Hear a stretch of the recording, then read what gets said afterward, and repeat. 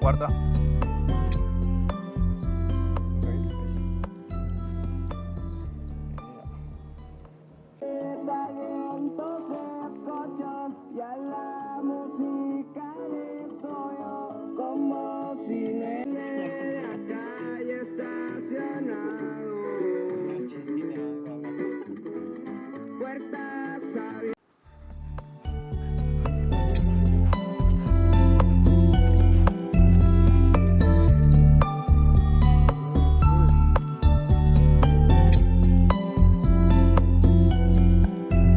Bueno, acá estamos prendiendo el fuego para poder hacer el reviro ya.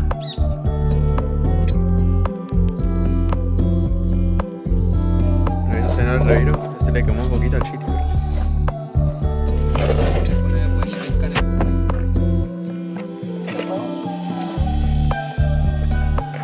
Ya el chile estaba volando en toda la olla, boludo. Esa olla. Ahí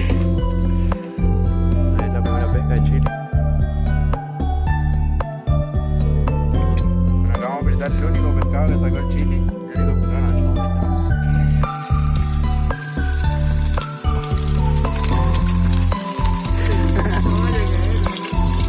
acá son las 2:30 de la mañana.